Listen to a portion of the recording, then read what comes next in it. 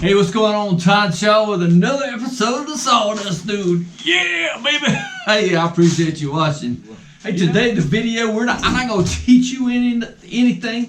It's not about learning better skills for better results. It's not about making money. It's not about whatever. Today, we just going to have fun. I was at a friend of mine's shop one time in Boone, North Carolina. And he followed me out to my car, and we were talking, and I just looked over at, he had a wood pile, a piece of wood like this, all stacked up, ready for winter time in the Blue Ridge Mountains. Beautiful Blue Ridge Mountains, I said, hey dude, man, have you ever taken a piece of firewood, and have you ever made something? It's like, no, I never have.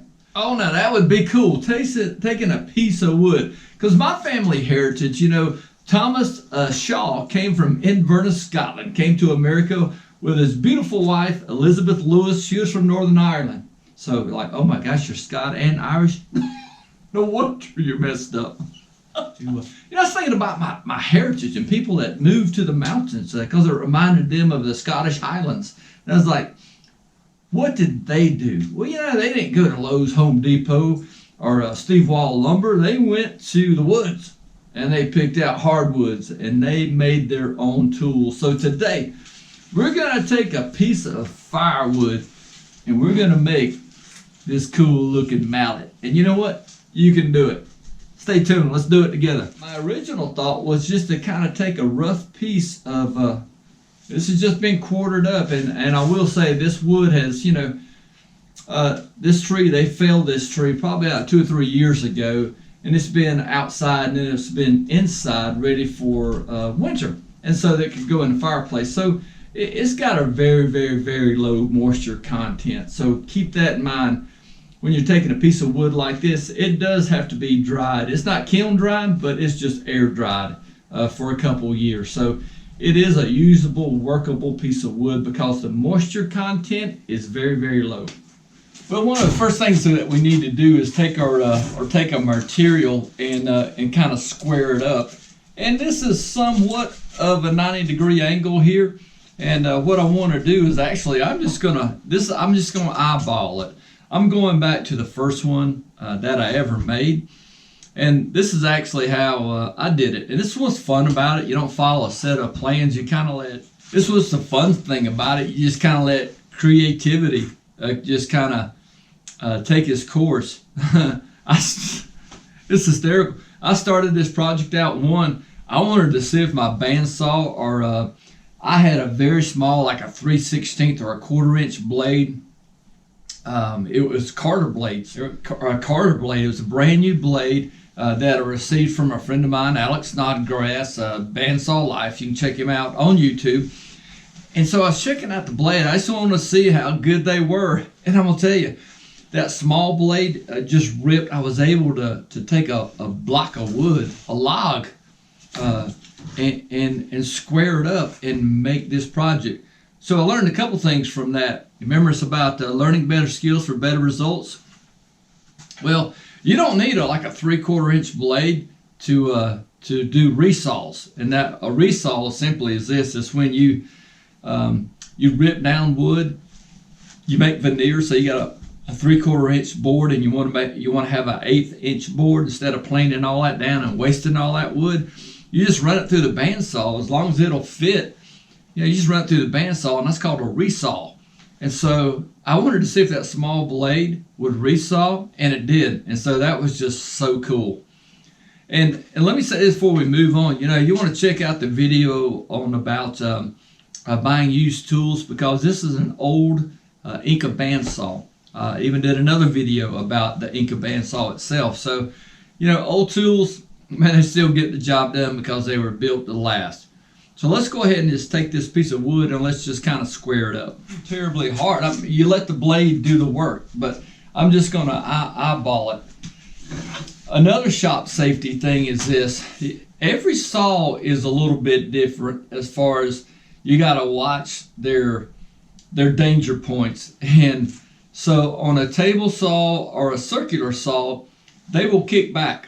And so it will kick the material back. on a circular, on a chop saw, on a miter saw, it pulls the material out of your hand. It throws it away from you. On a bandsaw, it pulls down. It cuts on the downward stroke like that. So if you have an object, like if you have like a baseball and you want to cut a baseball in half, that thing will roll and twist, and it'll hit your fingers and do all kind of crazy stuff. So when you're cutting a piece like this, it's kind of unstable, but you know, you never want to feed it through like this on that little pivot point there, because it'll want to pull it that way. So always be real careful knowing that a bandsaw pulls down.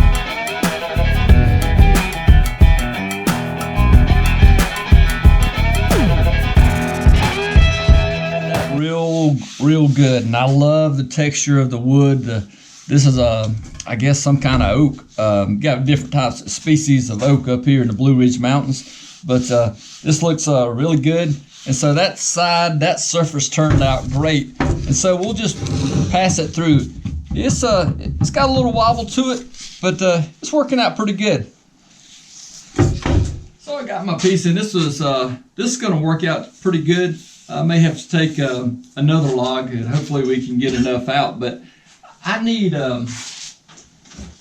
let's try this piece first. Let's make the head of the hammer. And this is about 2 5/8 by about 4 3/4. So I need to rip down, and I'll put my fence over here for this one, but let's rip down a piece about 2 5/8. Hey, as I'm setting up my saw to kind of do the thickness, and we're doing the thickness, not the length, but I'm going to do the thickness. And I said this was 2 5/8. It's a lot easier if you do your project, especially if you're doing rough wood and you're doing resaws. So that finished out as 2 5/8. But you know, I probably want to start at like 2 3/4. That way it gives me extra material to plane down and square up. So if there's some imperfections in the wood, and I'm just going to do my guide over here to 2 3/4, tighten it up and where I want it to be, and then we'll do a resaw. And so I'll just feed it through the bandsaw like this.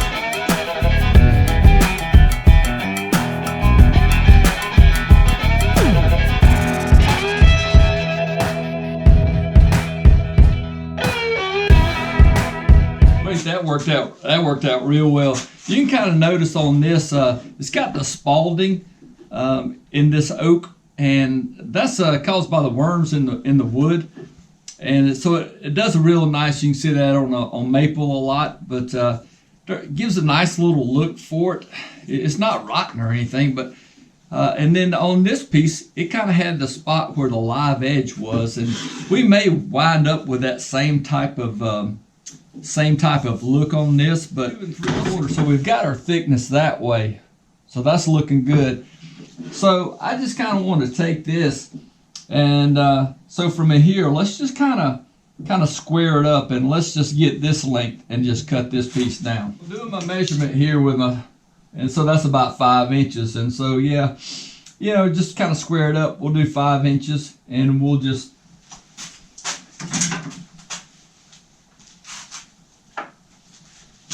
kind of, that's not squared up. Let's square this end up first, and then we'll do our 5 inches. Once again, leaving the dust collector off just so it's not making a bunch of extra noise and saving me a step or two. So this is a good 90-degree angle this way.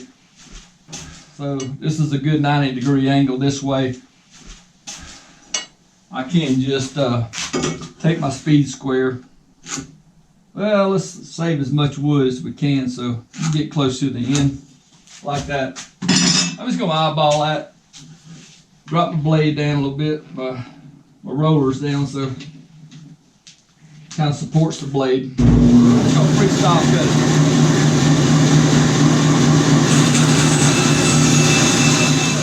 And that's cool. That little round over part of the tree, that'll look good.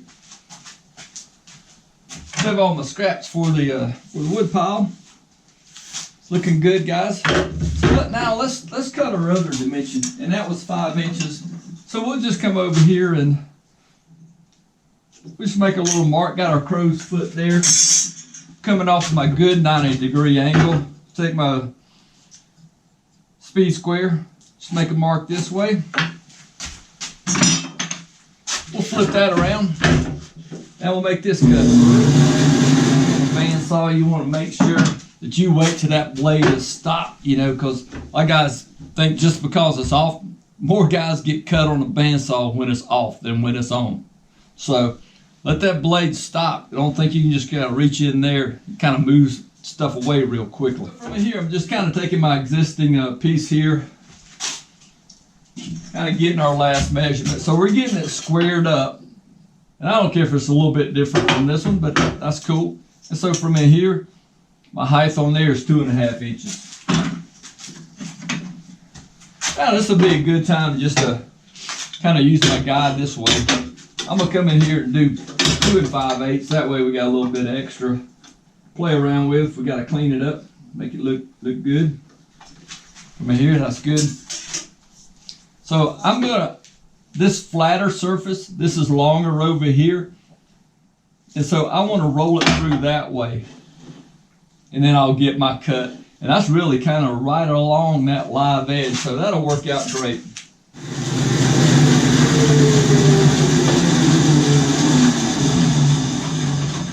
All right, so we've got our top block over there, and I'm really liking the look of that. One of the things that you want to do is really just kind of look at your piece and see how it speaks to you. And I really like how the inner rings of this log kind of go this way. So, you know, for me, that just doesn't feel right if that mounted on the hammer. This has just got a better feel to it, as that would too. You know, so just kind of take some time, look at your project, making sure that you kind of got the right look, the right vibe, and everything that you want to go for there.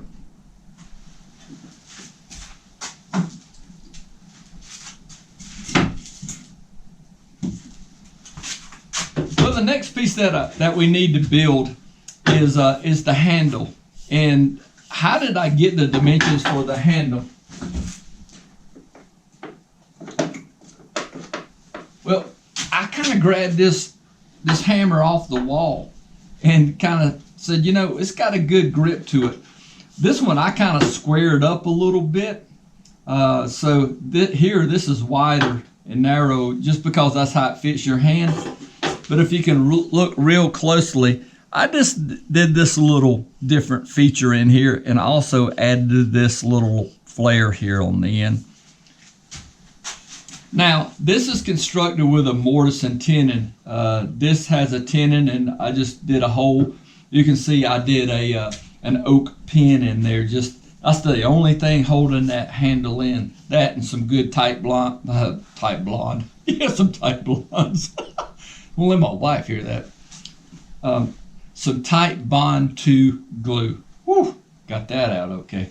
All right, no need to call the attorney just yet. All right, so that's looking good. So that's our next move. We want to make this handle. So we're kind of 1 inch. We need a 1 inch squared. That's kind of what we're looking for. So yeah, that's 1 inch by 1 inch. So I want 1 inch squared. No need to move my fence. I can just run it through again like that. And might be able to make 2 handles out of this, just trying to figure out which side we like best. This is squared up. If you can see that from the camera angle there, I've got a little gap right here. And so what I want to do is find my good 90-degree angles. And so that's a good finished side over here. So we're going to make that cut first. Drop my blade down a little bit. There we go, boys and girls. I tell you, that I'm kind of digging that handle there, but this little tiger kind of stuff looks cool as well. Let's do this. Let's square up these ends. Get us something to work with.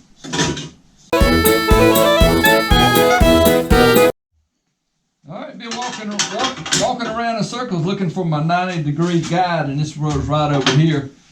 I don't want to really, I just want to square up these ends. I don't want to take anything off.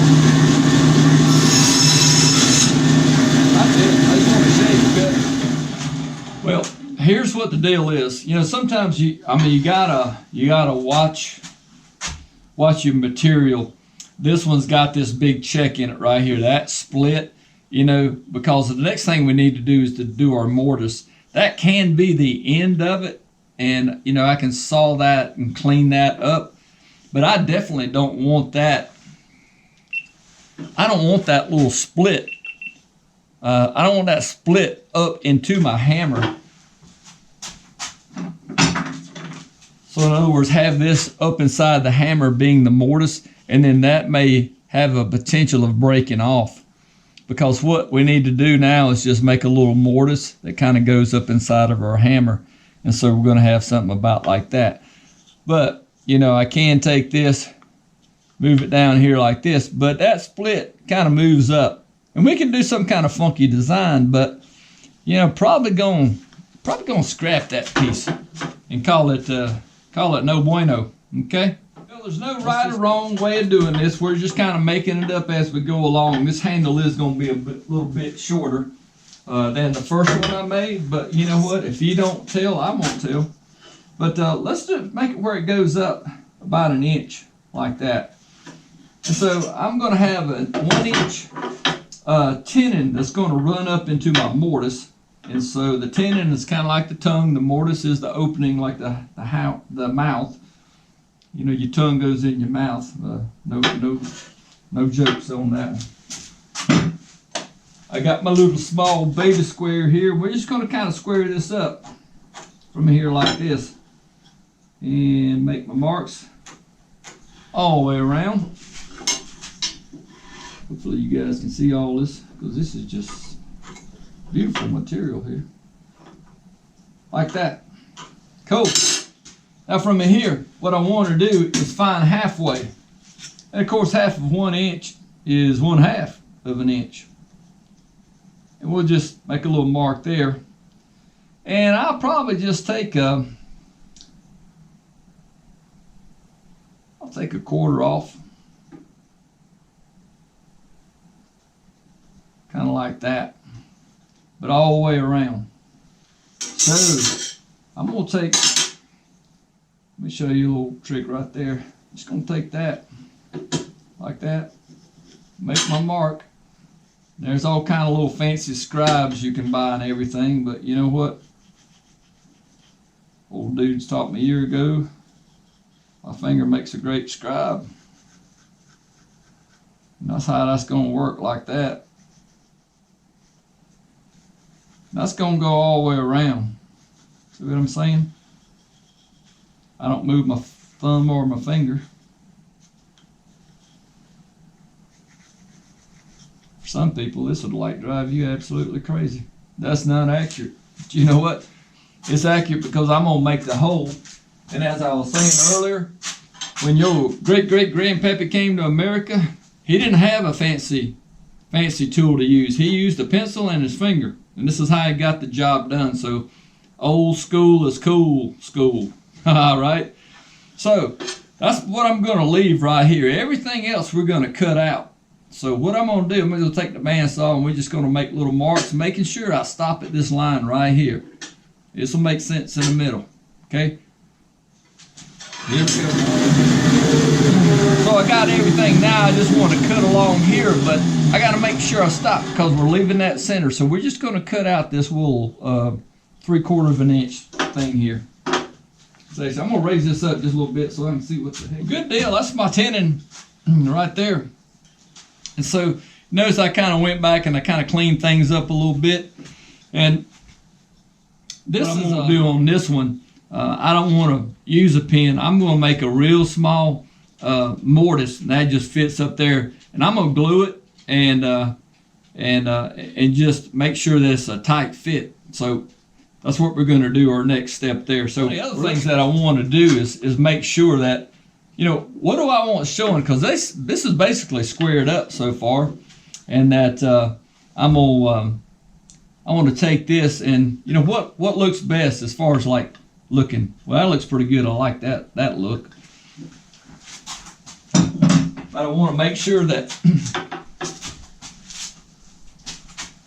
So I kind of take my block, you know, I kind of determined I want this, and I'm gonna write on here top, because that for me just kind of fits. That makes a good top. But let me kind of look over here. You know, as the hammer's laying down like this on the table, what looks good? Whoa, that kind of pops out there, doesn't it? I mean, does that look good to y'all? What do you think?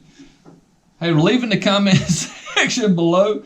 That's side A, and that's side B. Which one should it be? Oh, what about side C? That's looking good. Leave a comment below. Side D, I'm not buying that one. You see, that's got a little blonde in it right there. And a little blonde on it there. The back side, that's the back side. That's D. That's A right there. Well, to me, that's too much right there. I'm going to go with this. I'm going to go with, let's call that B. I'm going with side B. But I'm going to make an X here, and I'm going to make an X here. And that way I know these are going to line up. Real press in here, and I'm just going to, this is a Forstner bit that's kind of like the same size. Make sure everything's flat here, where it needs to be. Kind of got to plug it in. That's really helpful. That's a pro tip for today. You got to plug your tool in. Dang it, wrong cord. Plug the sander in. Here we go, boys and girls.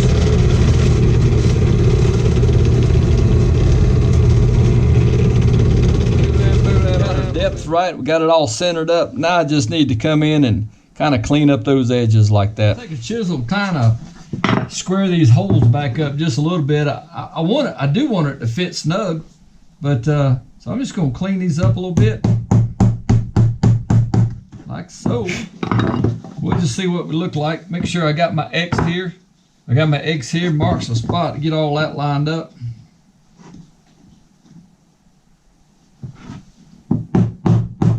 Oh yeah, that's gonna work.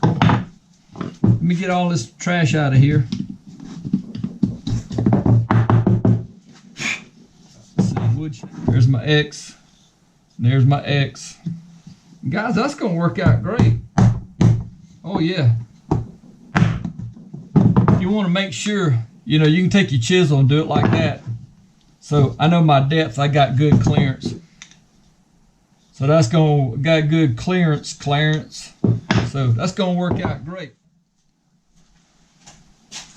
Yeah, so I got my hole all lined up, and so I got my X's here once again, make sure that I got it just right, and you know that will just fit in there nicely once I glue it up, and that'll go all the way down flush. Like I said, this is a Titebond III wood glue for interior exterior. I would use this because it's a little waterproof, because you may have a little moisture down inside of the log. That would be a good glue to use. Make sure it's interior or exterior. You know, and looking at this one versus the first one I built, and like I said, let me have, no pun intended, let me hammer this home. You know, we're having fun. We're just making this up as we go along and just using your creativity.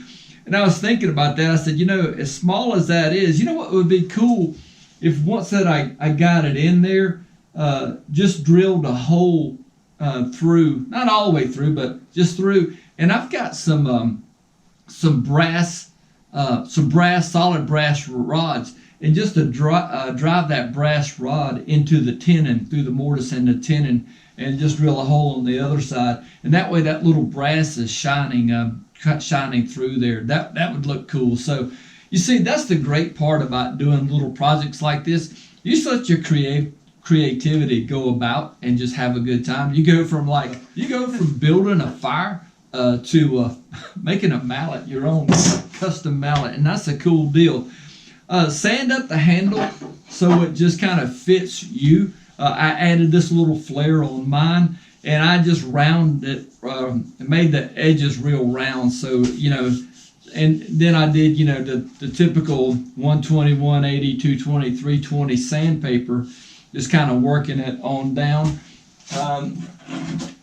You can on the edges, if you want to keep it old school, and you want to keep this old school, as much as old school as we are, you can take a wood rasp and just kind of go down the edges, and you know, just file down the edges that way, and just till it fits your liking. You know, you're making this for you, and this nice little project just to kind of keep in your shop, and man, that's just a cool tool. And guess what? From this to this, all the way to a finished product, is a cool deal. And for mine, I just put Danish oil on it, and just didn't put a finish on it. I just did a natural oil on it. So, kind of a throwback snow day, remembering your Scottish and Irish heritage from Thomas Shaw from Inverness, Scotland, all the way to the Highlands of Virginia. That's pretty cool.